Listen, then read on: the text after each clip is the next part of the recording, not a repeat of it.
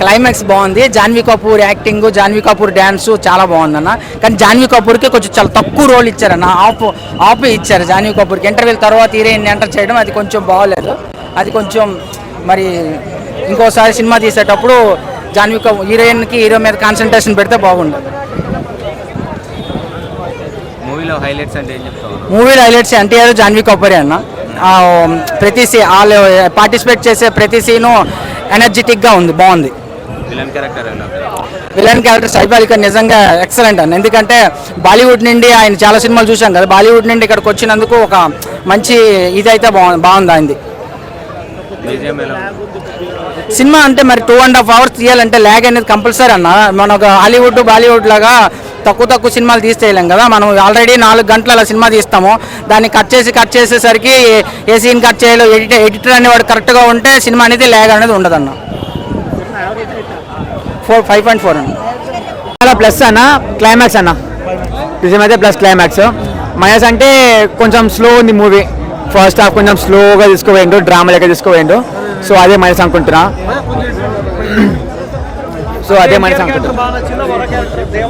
దేవరా అన్న. దేవరా అంటే ఒక భయం, ఒక ధైర్యం, ఒక రక్తం. దేవరానే బాగుంటుంది. వారా అంటే సెకండ్ పార్ట్లో ఉంటుంది. వారా క్యారెక్టర్ అసలు ఏంది, వన్ మేజర్ రోల్ ఏందని సెకండ్ పార్ట్ మనకు అర్థమవుతుంది. So waiting for war also, చూద్దాం. అంటే అంత ఏం లేదన్న, ఎక్స్పెక్టేషన్ అంతా అయితే ఏం లేదు. నార్మల్గా జాన్వీ కపూర్ డిసప్పాయింటెడ్. ఇక్కడ ఆమె 50 minutes ఉంటుంది మూవీలో, ఏ మ్యాక్సిమం ఏమి ఉండదు. సాంగ్ కూడా తీసారని కూడా అంటున్నారు మూవీలో, దావుదీ సాంగ్. దావుదీ అనుకో తీసేసారన్న. తీసేసారు. అవును. లెంత్ ఎక్కువ. సెకండ్ హాఫ్ అన్న స్పీడ్లో ఇంటర్ చెప్పినట్టు 40 minutes లాస్ట్ క్లైమాక్స్ అదే బాగుంటుంది. ఇంకా ఏం బాగుంటుంది. ఫైట్స్ బాగుంటుంది అన్న. సముద్రంలో అయినా ల్యాండ్ ఫైట్స్ అయినా ఎర్ర సముద్రం ఫైట్స్ అవైతే బాగుంటాయి. బాగా చేసిన ఫైట్స్ అయితే విఎఫ్ఎక్స్ కూడా కంపేర్ చేస్తే బాగుంది. గుడ్. కొత్తగా అనిపించింది సైఫ్ అలీ ఖాన్ క్యారెక్టర్. ఆదిపురుష దిప్రోత్సవం అనుకుంటా. సైఫ్ అలీ ఖాన్ బాగుంది మూవీ. ఓకే, మా వన్ క్యారెక్టర్ బాగుంది. Srikanth character same routine character, అదే బాగుంది. అదే విలన్ క్యారెక్టర్ అట్లా అదే బాగుంది. 3 అన్న. సెకండ్ హాఫ్ ల్యాగ్ ఉంది. ల్యాగ్ అంటే ఫస్ట్ కొంచెం ల్యాగ్ ఉంటుందేమో, కానీ క్లైమాక్స్ మాత్రం హిట్ అన్న. క్లైమాక్స్ బాగుంటుంది.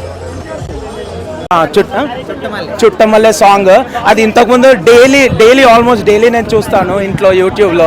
అండ్ ఇక్కడ బిగ్ స్క్రీన్ లో చూస్తే మాత్రం దాని లోపల డైరెక్ట్ చూసిన ఫీలింగ్ వస్తుంది. Rajamouli bad sentiment junior NTR break చేసిన అనుకోవచ్చా? ఇది రాజమౌళి బ్యాడ్ సెంటిమెంట్ ఉంది కదా, అంటే సినిమా హిట్ అయిన తర్వాత నెక్స్ట్ సినిమా ఫ్లాప్ అవుతుంది అంటే RRR తర్వాత ఇదా?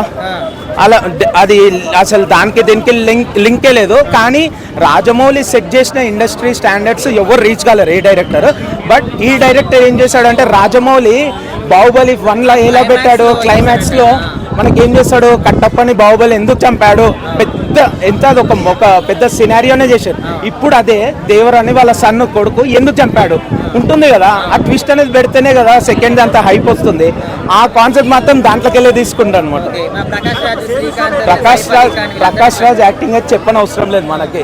ఈజ్ విలన్ లా అసలు ఆయనకు మించింది లేదు. ఇప్పటికి ఎన్నో ఇయర్స్ ఎన్నో మూవీస్, ఏ మూవీలు ఏజ్ క్యారెక్టర్, చిన్న character, hero he can do it. అదే ఆయన స్పెషాలిటీ.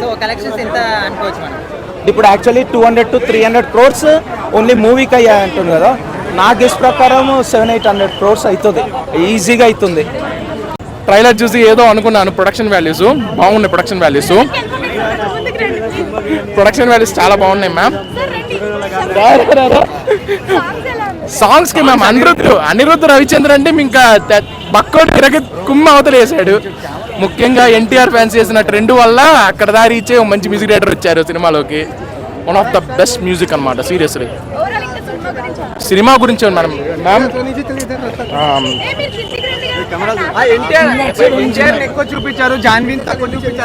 భయా కొరటాల డైరెక్టర్ ఎప్పుడో చెప్పారు, ఫస్ట్ హాఫ్ లో క్యారెక్టర్ ఎక్కువ ఉండదు, సెకండ్ హాఫ్ లో ఉంటుంది క్యారెక్టర్. తను కేవలం ఫస్ట్ హాఫ్ ఒక పాత్ర మాత్రం ఇంట్రడ్యూస్ చేస్తాం, పాత్రని మొత్తం స్టోరీ అంతా సెకండ్ పార్ట్ లో ఉంటుందని చెప్పేసి. అంటే ఇప్పుడు అలా అని కాదు భయ్య, పార్ట్ 1 లో జస్ట్ ఒక క్యారెక్టర్, ఇప్పుడు హీరోయిన్ క్యారెక్టర్ ఇంట్రొడక్షన్ ఇవ్వాలి. హీరోయిన్ క్యారెక్టర్ చేసినట్టు లేదు, గెస్ట్ రోల్ చేసినట్టు అనిపించింది. యా అంటే తనకి ఒక స్టోరీ ఉందంట భయ, అది పార్ట్ 2లో రివీల్ అవుతుంటా. అది పెద్ద మంచి స్టోరీట, వాళ్ళు చెప్పడం ఏంటంటే పార్ట్ 2 రివీల్ అవుతుందని చెప్పేసి. ముఖ్యంగా ట్విస్ట్ అండ్ టర్న్స్ చాలా బాగా హ్యాండిల్ చేశారు.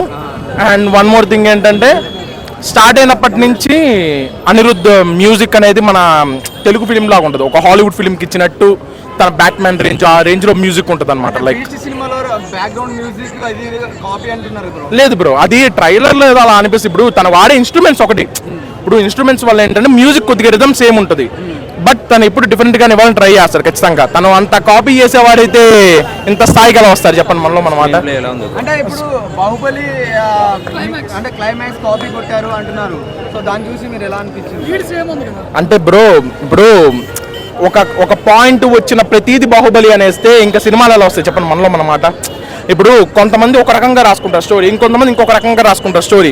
వాడేంటిది ఎండింగ్ అలాగే ఉండొచ్చు, బట్ పార్ట్ 2లో one of the big lead ఉంటుంది. ఇంకా ఇప్పుడు దేవర అంటే ఎన్టీఆర్ ఫ్యాన్స్ ఏమంటున్నారంటే ఆశ్చర్యకేమో అంటే ఒరిజినల్ ఇచ్చాడు మాకు కాపీ ఇచ్చాడు అంటున్నారు, దాని మీద కాపీయా తారక్ ఫ్యాన్స్ ఎందుకు అలా అంటారు?